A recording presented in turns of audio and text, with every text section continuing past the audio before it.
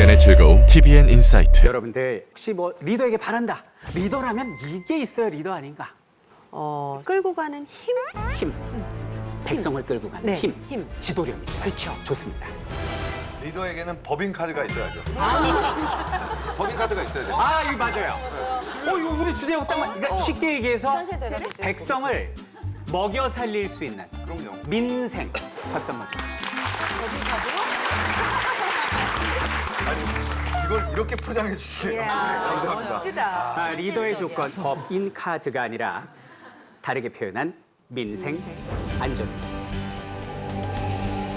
한나라의 왕이건 어떤 조직의 수장이건 제가 볼 때는 리더를 하면 첫 번째 구성원들을 위험 속에서 지켜줄 수 있어야 할 것 같아요. 그리고 두 번째는 백성들을 배불리 먹여줄 수 있는, 잘 살게 해줄 수 있는 힘이 있어야 전 바른 리더라고 생각을 합니다. 그럼 첫 번째로 지켜주는 안전을 실현한 조선시대의 왕을 한 분 모셔보도록 할게요. 태종 이방원이십니다. 이분은요, 흔히 우리가 알고 있기로는 이미지가 좀 어떤가요? 과격하죠. 뭐 유아인이죠. 막 그 카리스마에 막 그 토르가 드는 거 있잖아요. 그걸로 막 칠 것 같고 무섭고 그냥 그 이미지가 이방원입니다. 그런데요, 그분이 왕이 되기까지 그런 모습을 보였지만 실제 왕이 되고 나서 백성을 대하는 모습은 성분 그 자체였다라는 거예요. 태종이 즉위했을 때 3년 뒤에 큰 사고가 벌어지는데 조은선이 침몰한 사고였어요. 자, 조은이 뭔지 한번 보겠습니다. 자, 이게 우리나라 이 조선시대의 지도인데요. 조선시대에는 그 여러 가지 세금을 걷었는데 그 중에 가장 근간이 되는 것이 토지세였어요. 농경 국가니까. 그럼 토지세에서 세금을 무엇으로 걷는고 하니 곡식으로 걷습니다.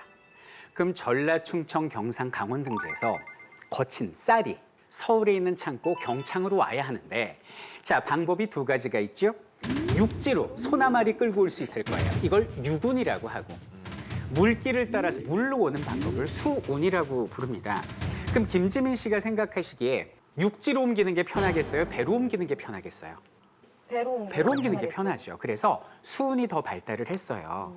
그런데 태종직이 3년이 되는 해에 세금으로 바쳐진 곡식을 실은 세곡선이 오다가 태풍을 만나가지고 침몰을 했습니다. 이걸 보고를 받아요, 태종이. 그때 기록을 보면 태종이 이렇게 묻습니다. 제일 먼저 재산 피해가 아닌 인명 피해부터 물어요. 아, 멋있다. 사람이 얼마가 죽었고 재산 피해는 얼마이냐? 라고 물었는데 당시 신하가 보고를 못합니다. 덜덜 떠는 거죠. 다시 묻겠다. 사람이 얼마나 죽었고 재산 피해가 얼마냐고.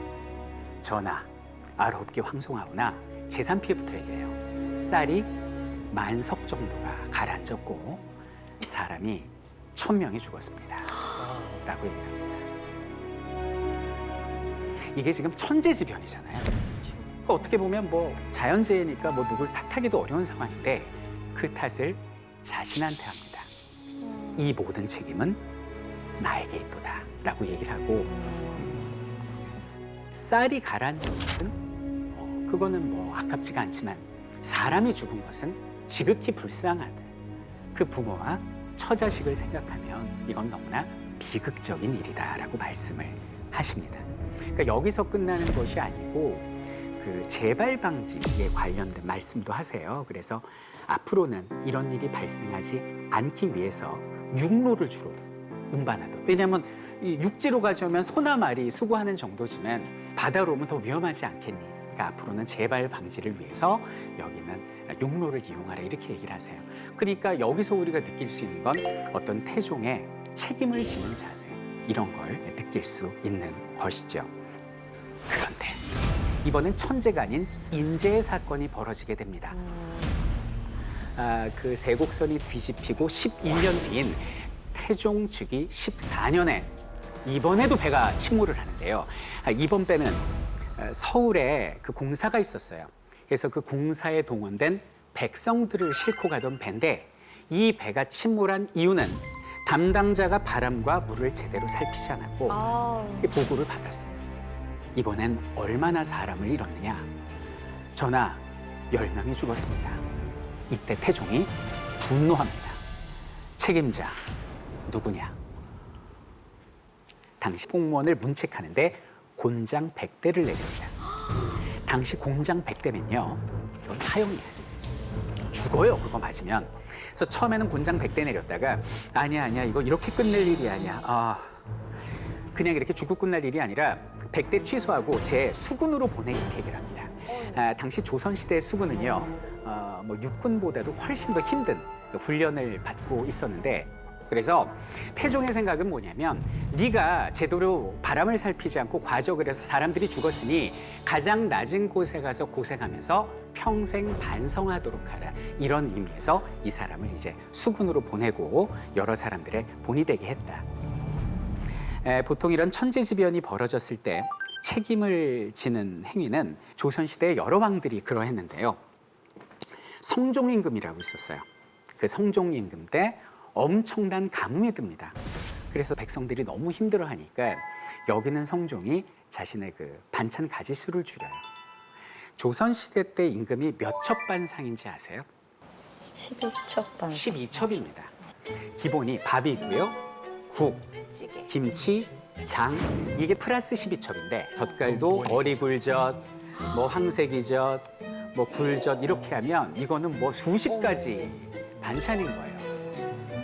이 반찬을 먹을 수 있는 게 왕인데 이렇게 가뭄이 들 때는 이 기근의 책임이 나에게 있다고 이야기하고 반찬 가지수를 줄이는데요. 물 마른 밥만 올려라 이거예요.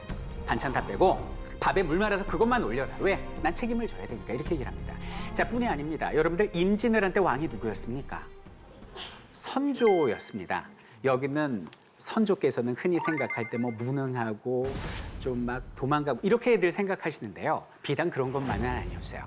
이 선조 때도 가뭄이 들고 기근이 심해지니까 당시 홍문관에서 전하 근신하세요라고 말씀을 드렸어요.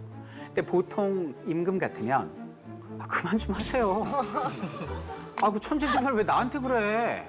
나 충분히 근신하고 있거든. 이렇게 말할 수 있음에도 불구하고 선조께서 뭐라고 말씀하셨는지 볼게요. 올해의 헌재는 아주 다급하여 진실로 안타깝게 그지없다. 구징을 부른 것은 그 책임이 부덕한 나에게 있는 것이다. 백성의 일을 생각하노라면 마음이 애이는 것만 같다. 다시 더 체념하도록 하겠다.